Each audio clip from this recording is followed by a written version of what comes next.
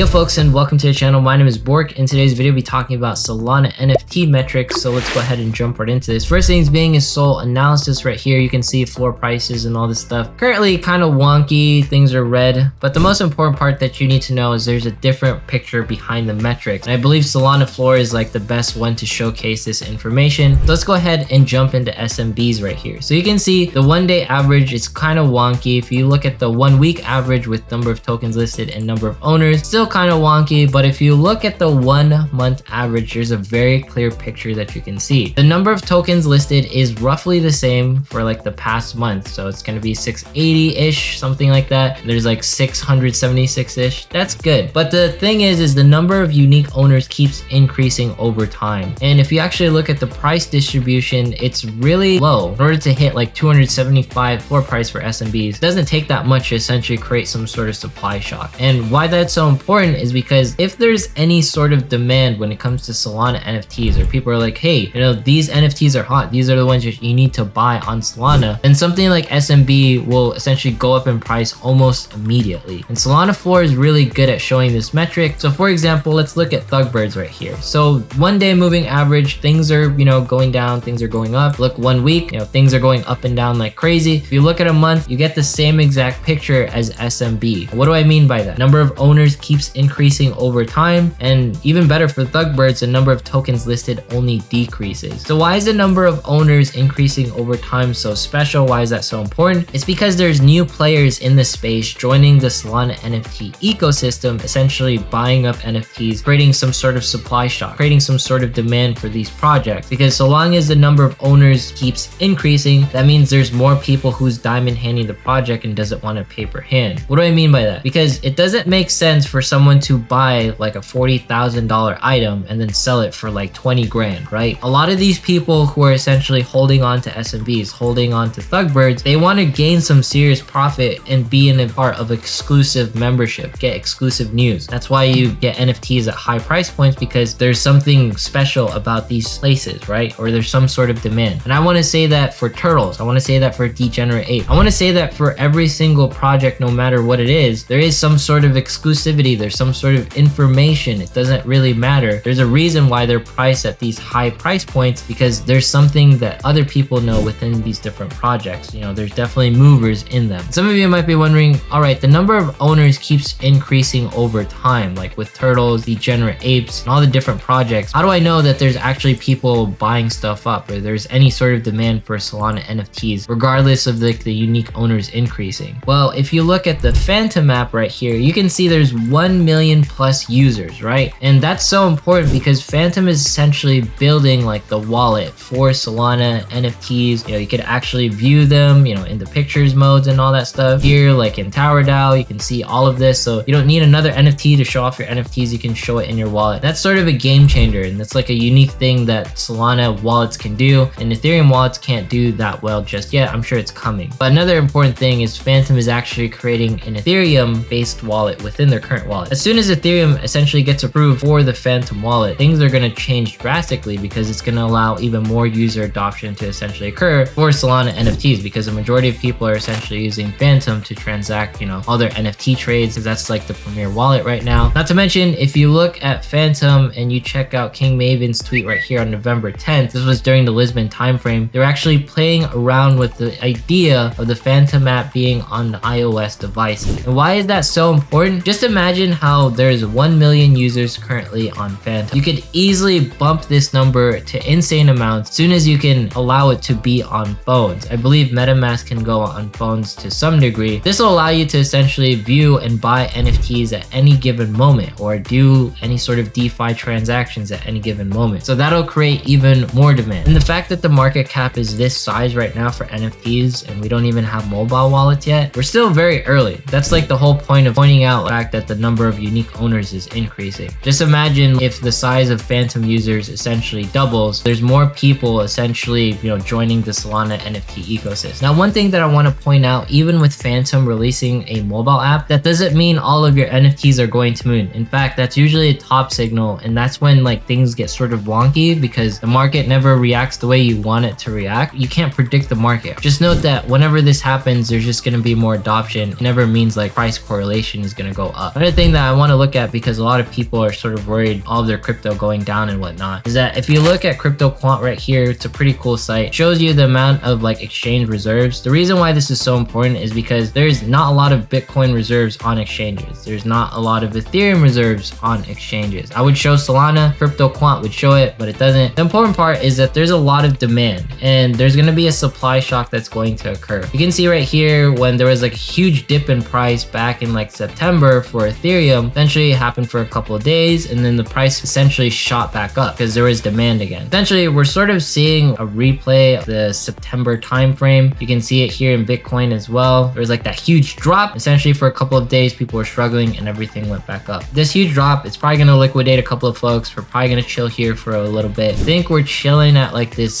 60k Bitcoin-ish range, 4100 Ethereum. It might drop lower, who knows. The point is there's still demand. I feel like this is the best price. Like whales want to buy in at this price. Things are just going to go up again. But obviously we can't predict the market. There is definitely sort of a supply and demand issue when it comes to crypto and when it comes to NFTs. The amount of upcoming mints lately is just absolutely ridiculous. They're like everywhere. Personally, I am just done minting so many projects, but I'll talk about one project that I do want to mint because I know folks are probably curious what I'm looking into, and that's something like Skull Division. And the only reason why I like Skull Division so much, this project is going to be providing kickbacks to DAOs. So this is going to be an organic way of essentially funding different DAOs, such as like SMBs that we've talked about earlier, or like ThugBirdz. You know, you can essentially have like a dashboard for your skulls so that you will provide like income to those DAOs. And the reason why it's so important to provide, you know, some sort of kickback to DAOs is because that means the DAOs can essentially work on branding for Solana Monkey Business, work on branding for ThugBirdz, work on branding for Turtles, work on branding for Degenerate Ape. That funding can essentially be used for marketing tools that DAOs can essentially use, or DAOs can essentially fund merch. When it comes to like NFTs in general, I hope people see them as more of like brands, sort of like how Bored Ape Yacht Club is becoming like the brand like all over NFT NYC. You can see Solana Monkey Business being like a brand, big name all over NFT NYC, or Degenerate Apes, or ThugBirdz, Aurori, Galactic Geckos, whichever project it is. Just imagine this on your shirt, imagine this on your shoes. Would you wear it? Would you be proud of the fact that you own an SMB, you have this brand, you're part of like this exclusive group, and you're able to essentially have something that no one else can have? I know there's a level of exclusivity when it comes to like NFTs because there's a very low supply of them, but the most important part that we need to know is that something like Skull Division will help fund like more ambitious projects and help fund merch ideas, help fund devs to actually increase the value that DAOs are able to produce. In case you guys are wondering what I'm holding